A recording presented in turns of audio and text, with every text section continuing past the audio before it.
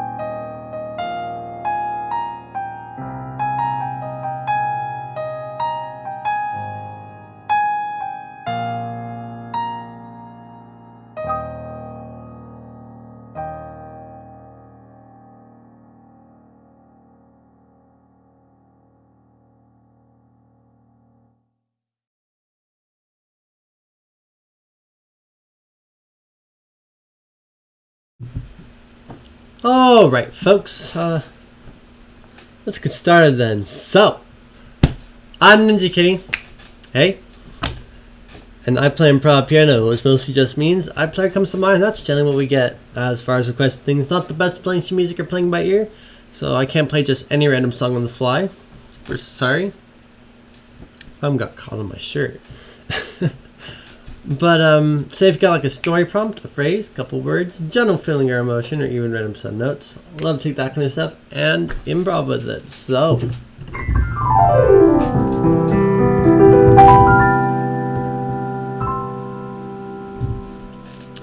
it is Quiet Monday today. Welcome.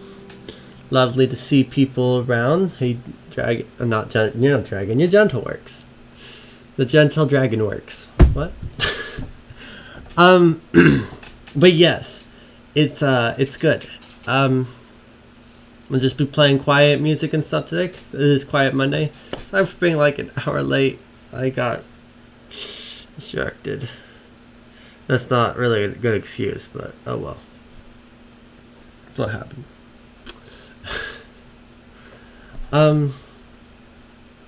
But yeah. That first song came out a lot better than I thought it was. I was thinking about playing this other one, which I might play for my first song here, but sounds something like this. I played it previously.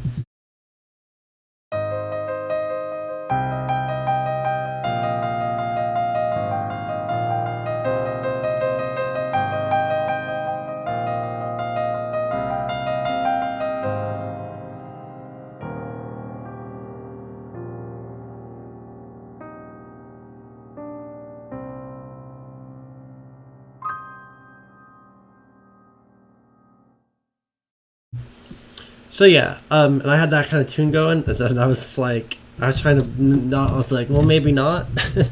That's when you stumbled upon this little.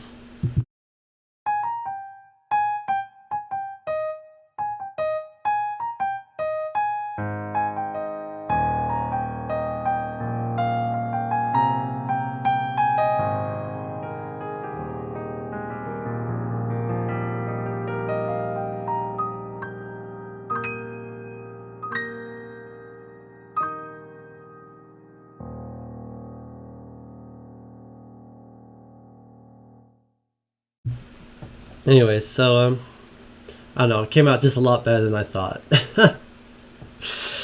Anyways, we'll hop right into it here. If you do have something, throw it in chat whenever you think of it again. That's like a story prompt, phrase, couple words, general feeling or emotion, or even random sub notes. And I can improv with that. So, yeah, throw it in chat when you get it. And we'll play something quiet with it. So, should be good. But I'm going to do that one that's kind of goes back and forth for our first song, I think. So, here you go. Enjoy.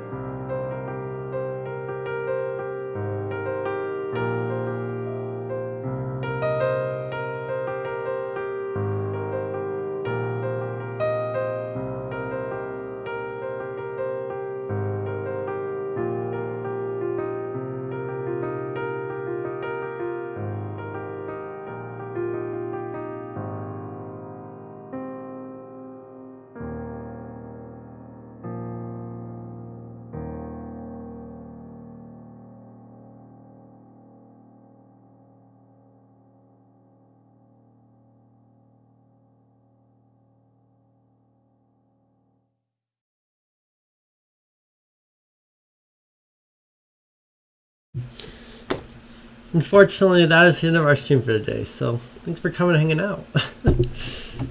Yeah, thanks. Yeah, you stopped in right at the very end. Yeah, I thought a lot of the songs we played today were pretty good, actually. But no, yeah, it was, yeah. Thank you. No, yeah, it's good. It's good. I enjoy playing. Yeah. Yeah, there's a couple good tunes in there. I don't know. I got caught up. I know I'm supposed to play quietly today, but I got caught up on that one tune that was like this.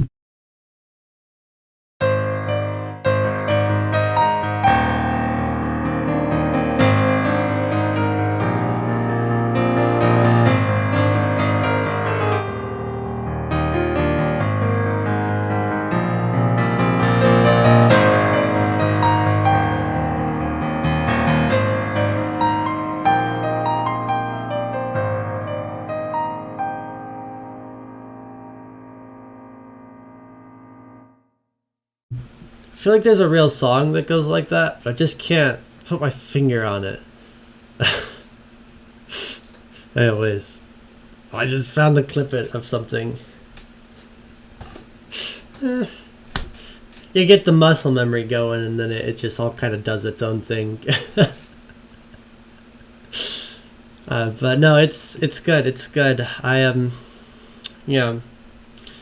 The trick is most complicated things are actually just a bunch of simple things done in a sequence.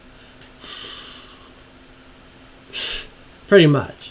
I think that's true about most complicated things, honestly. Complicated words are just smaller words put together.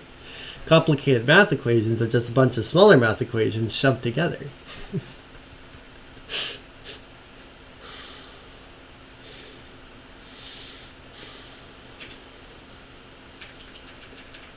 Yeah, definitely. It's you just kind of do it.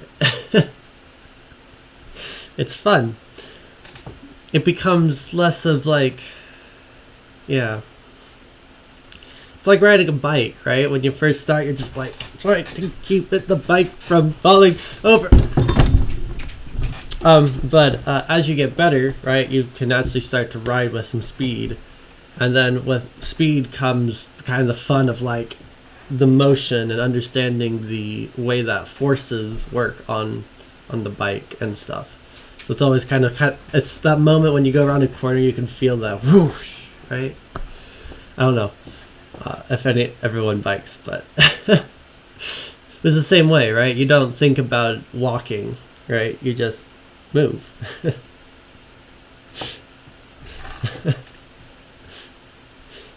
Yeah. It's all about how much you put into it, I think, in my experience. Like, yeah, the more time and thought and time you're not at the piano you put out into it, stuff like just thinking about tunes, right? The more that you get out of it, right? You get, in my experience, I feel like I get more out than I put in. That might just be because I'm far enough down the line.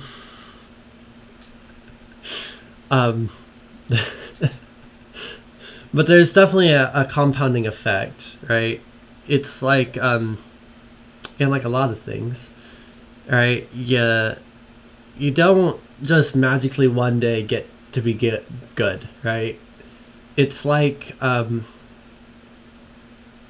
for gold or something, right? You sift through lots and lots and lots of, you put lots of time and energy into these little tiny flakes, right? And you slowly add them to your pouch, right? And bit by bit, little by little, they add up. So yes. Yeah. So yeah, I think the more that you put into it, the more you get out of it, right? Yeah. And you know, there is a certain amount of like pre-talent, but I really think that if you put your mind to it, right, even if you're not so good at something, by just you don't got quite those understanding of beats and stuff, you put the time in, enough time in, right, maybe more than someone else, you can be better, right? You can get better. You can do it.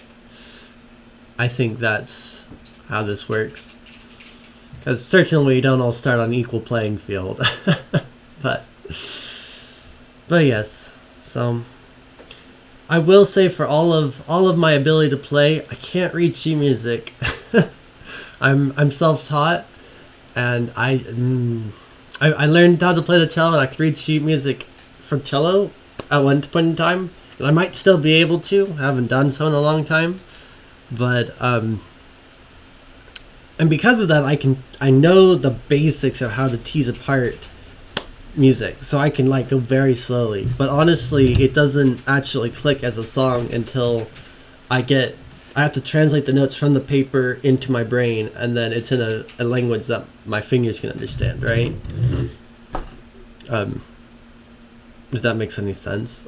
Which means it sometimes takes a lot of work, because sometimes with the things they want me to play in the music are not the things my fingers are used to playing, right? They want me to do this weird stretch or this little twist or this little roll, and I'm not used to that kind of shape, for instance, right? And so I gotta force my fingers to just go and do it. And it's certainly, that's the hardest part.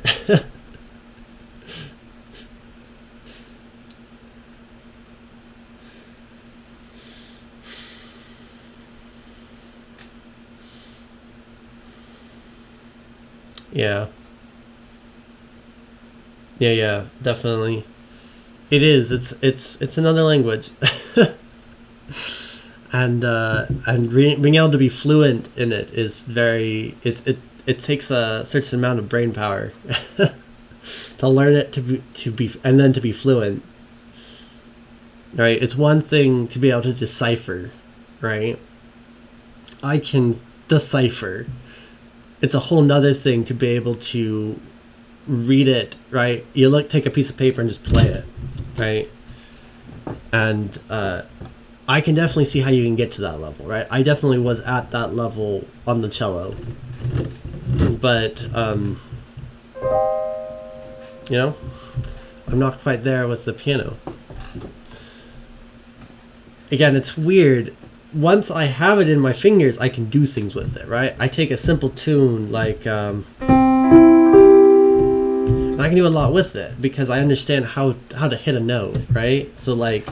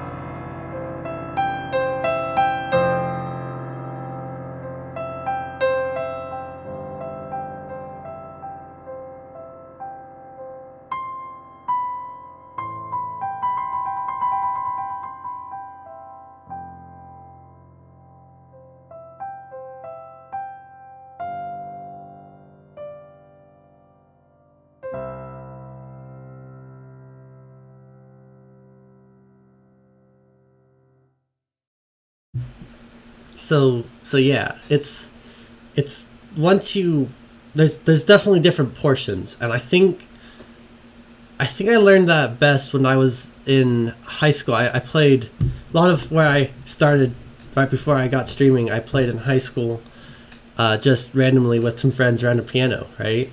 And it was really funny because me and this other guy both said each other were the best.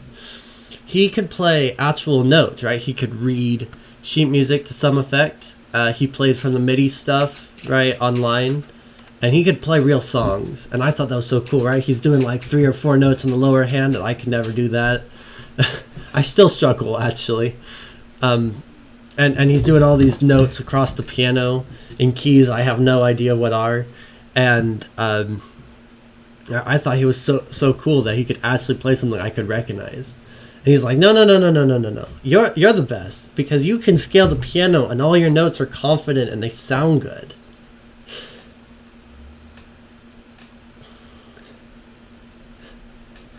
And it was really interesting. I had this song back then I still play called Galaxy Burst, right? And Galaxy Burst is like this. Let me.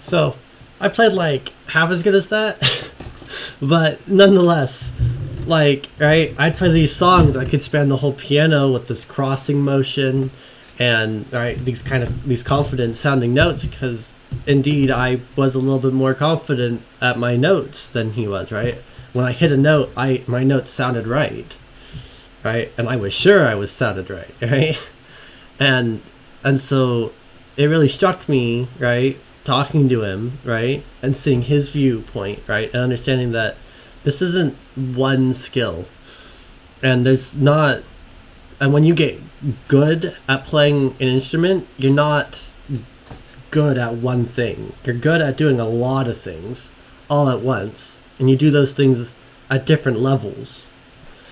And every time you do them, you're not necessarily going to do it the way you did them last time. Right? This idea that playing an instrument is one concept is a very weird idea, honestly. Right? It's hard to understand what's going on the different levels. Right? When I play a piece of music, right, I have my fingers, which are actually, right, I have dexterity in my fingers. And I have strength in my fingers separate. Right? And understand, right, even that distinction changes what I can play and how I play it, right? I have positioning in my head, right? I know I'm going to play high notes here, low notes here, because the flow needs a little bit more strain. I'm going to back off a little bit, have a breakdown moment. So I'm going to play higher and drop the upper hand up. That then processes into stuff like, right, transitions. My hands automatically know how to do certain kinds of transitions. And I'm not thinking about the transition as much as what's going to come next. And I know, well, I need a little more strain, so I need to hit this note, right? But I want to include the main tune in there, so let's wrap that back through.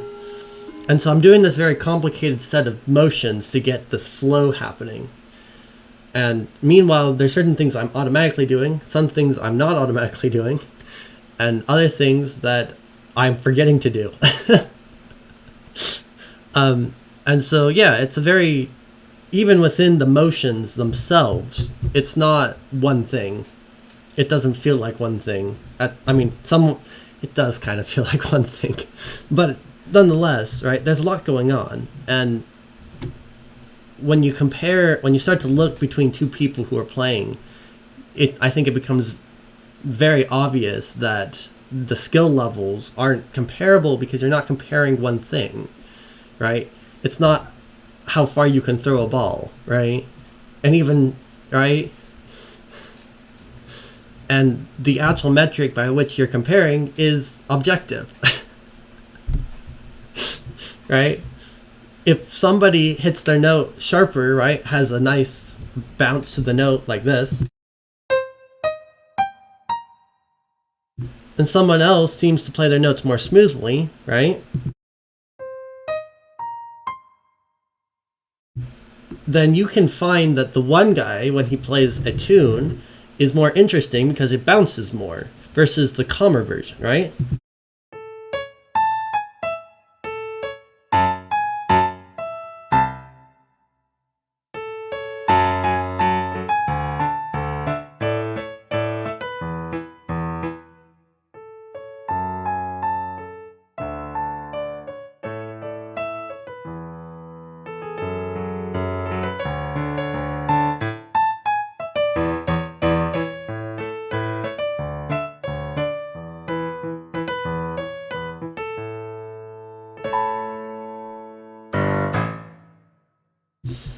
And I hit wrong notes, but but yes, what makes somebody's style better or worse is objective in its own right. So actually trying to comparing two people's ability to play is really just silly, because nothing's comparable.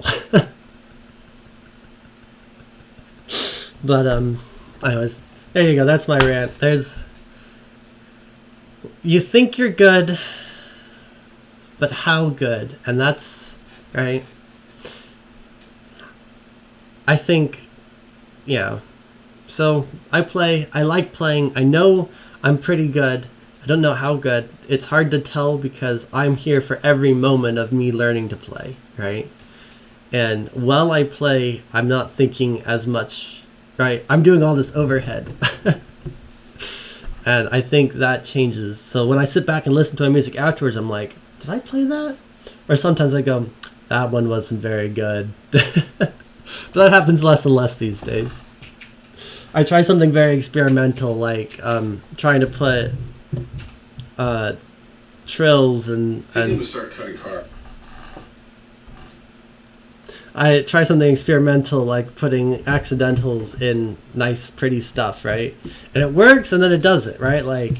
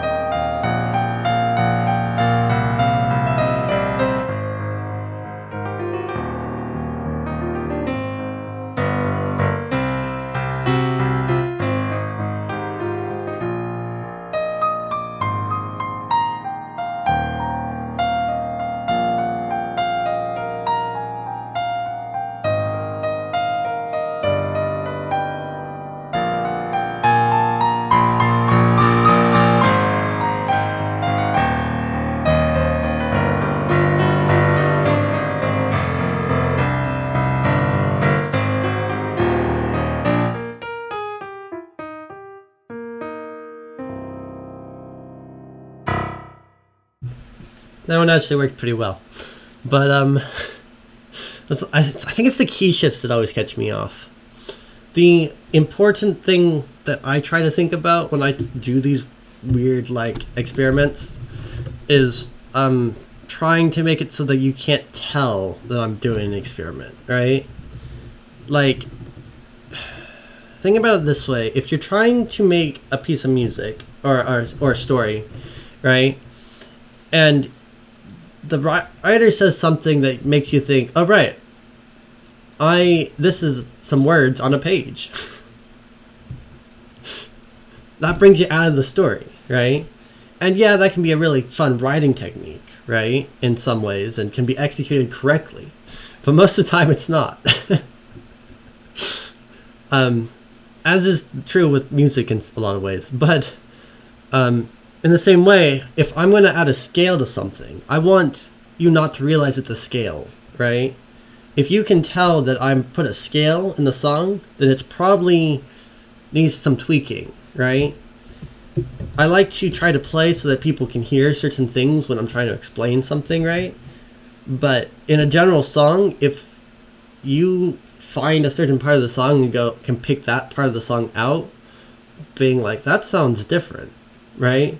Then you're pulling out of the song itself. So when I do an experiment, I'm trying to keep the song homogeneous enough and consistent enough in its own right to be able to not detract from the sounds and feelings I'm trying to invoke, right? Oh, yes. And so yeah, it's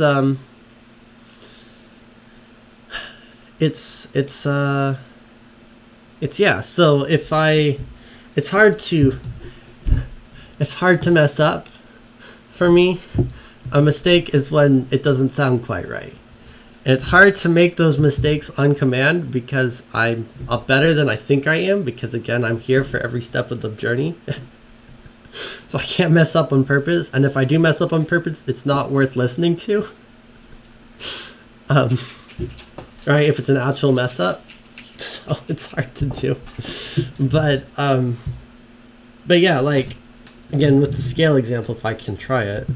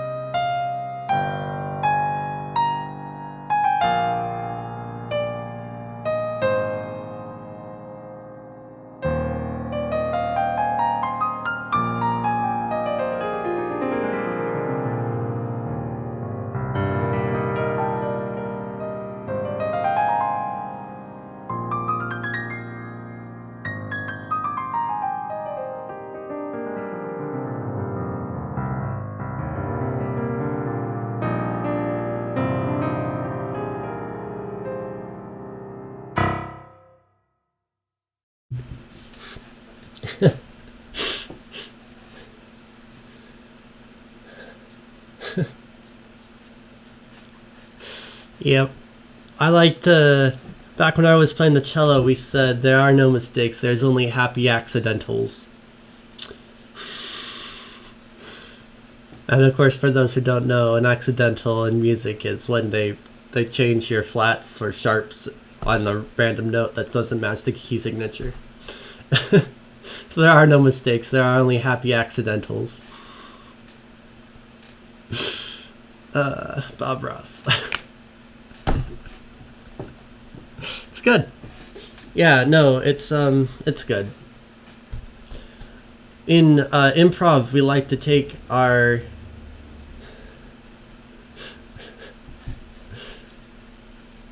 we like to take all the unintended notes. That's probably the most clear definition of what they are, and we like to turn them into the intended note, right? Because if you don't have to follow anyone else's instructions to the T, then there is no right and wrong. There is only what sounds good. And if it sounds good, that means it's right.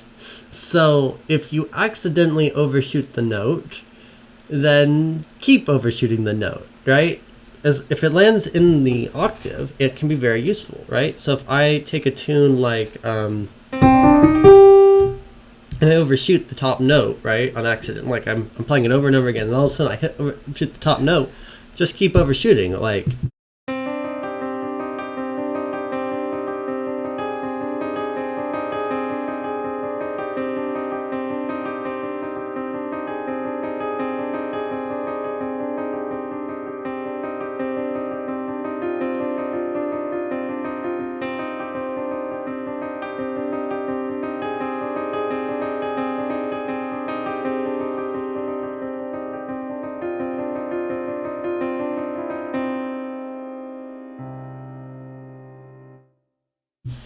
So there's these little tricks.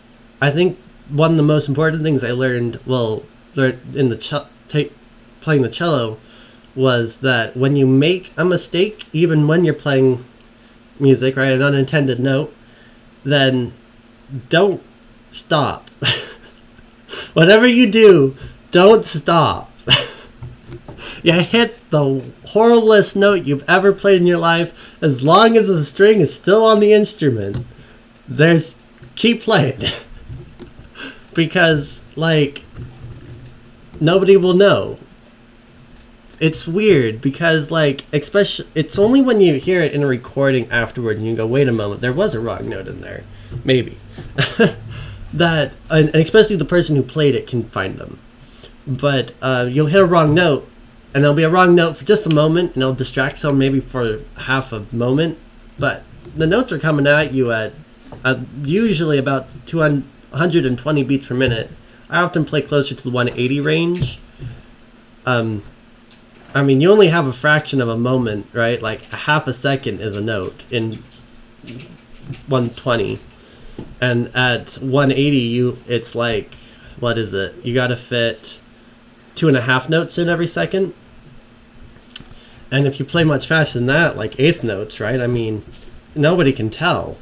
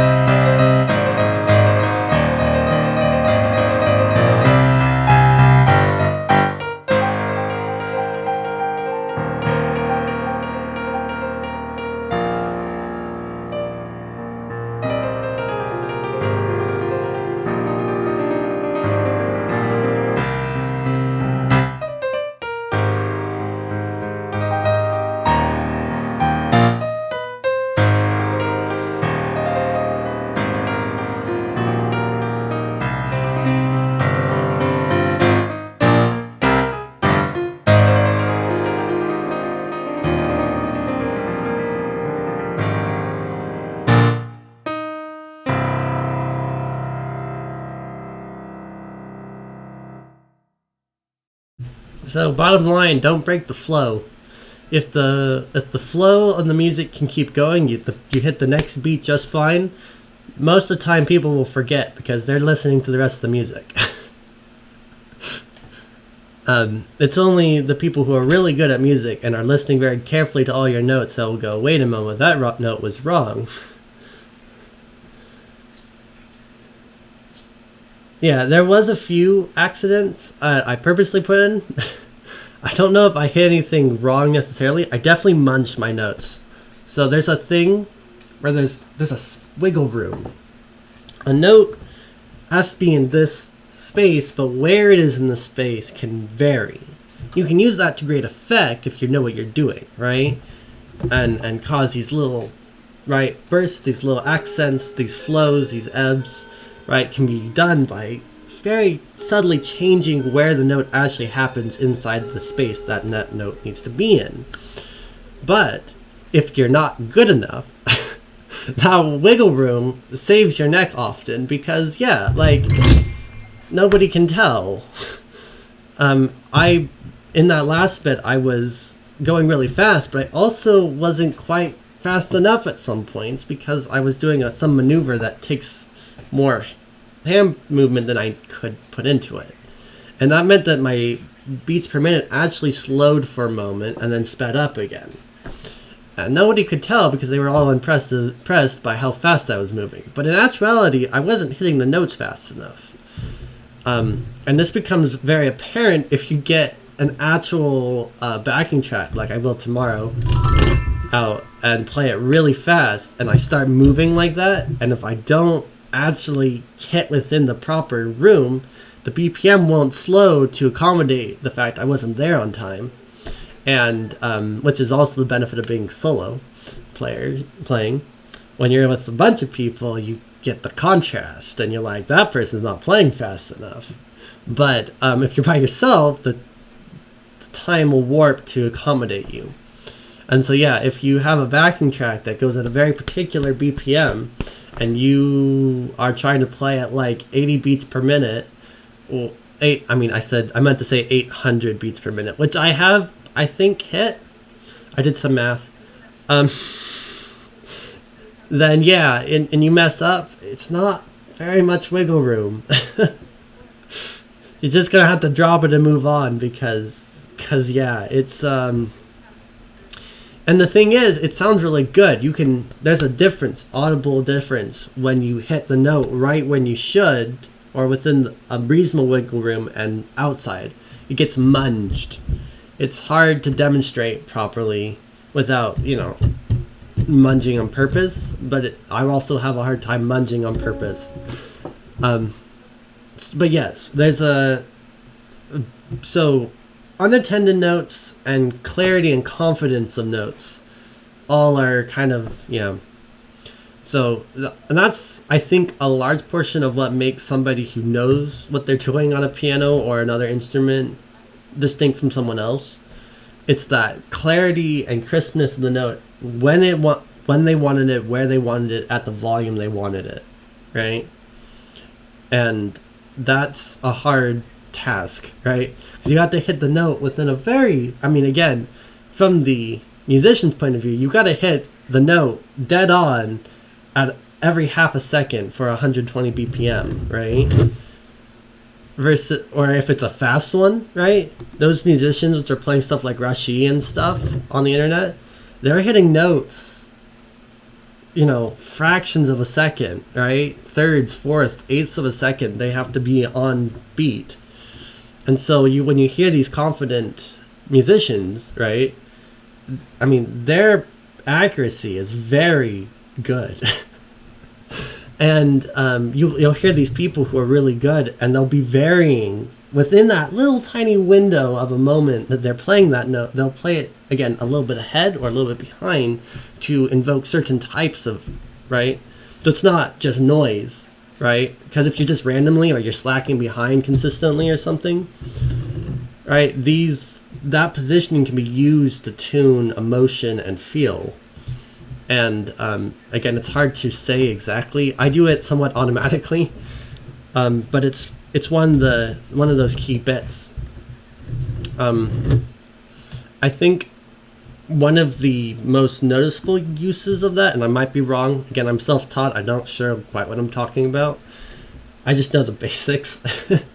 But when you have this like breakdown moment, when like the thing is slowly chopping down to the right?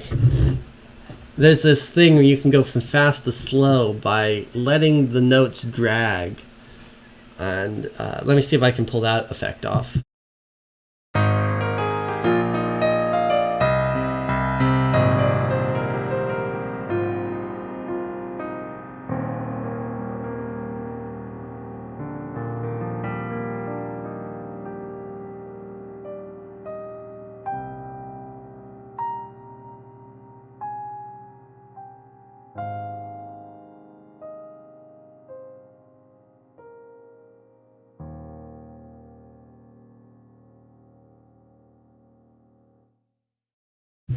So right, you see how it's like you've hit the parachute, right? And and the whole entire thing is like drawing out because it's dragging against the BPM. And it lets you slow down. And I do this a lot, right? I'll go from a fast part of my song to a slow part by hitting up this parachute effect, right?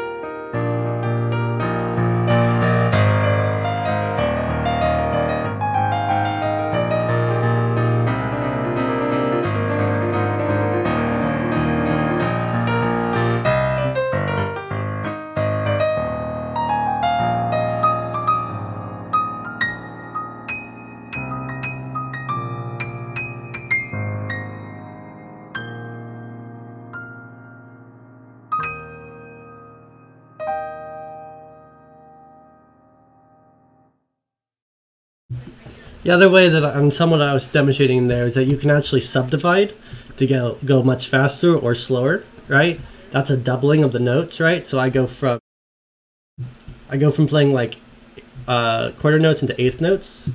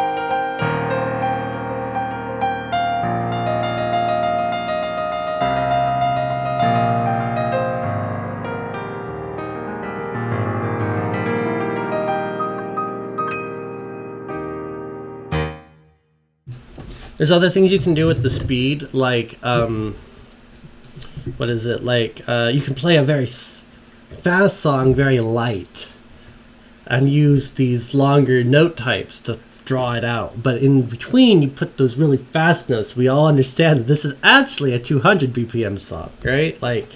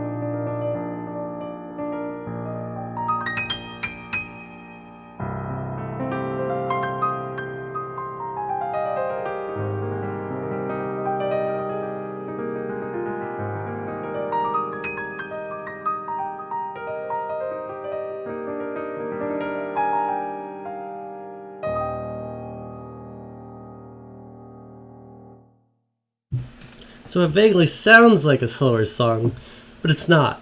Not at all. It's actually a very fast song, and if I was actually playing all the notes louder, it would have been like, right? And so there's a lot you can mess with. That volume and speed are not the same thing. They are very different. The way you hit a note, right? Staccato versus legato.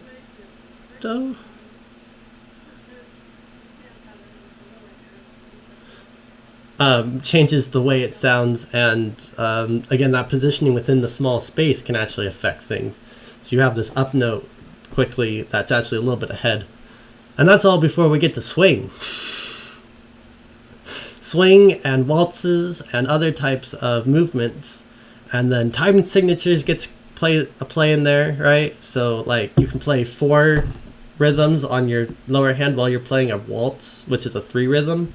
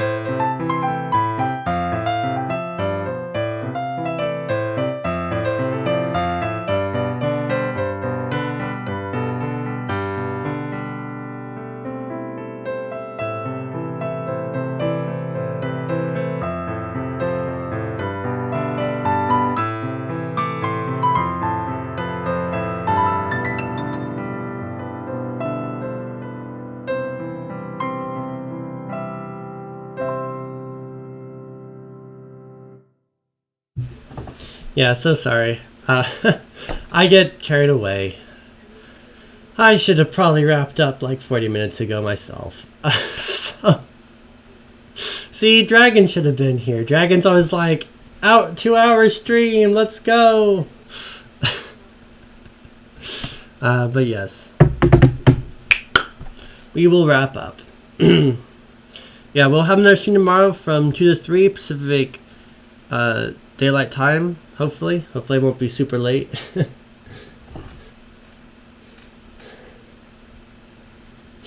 So yeah, and we'll get out the synthesizers and we'll be wild and crazy and have fun. So should be good. Yeah. Yeah. No, it was good. So, but yeah, thanks, Mighty Zhao, I think is how you say that. And John to Works for stopping by and saying hi. Really appreciate chatting with people, and I'm very passionate, of course, and I love just chatting. So thanks for stopping by. And with that, I'm going to wrap up. Until next time, folks.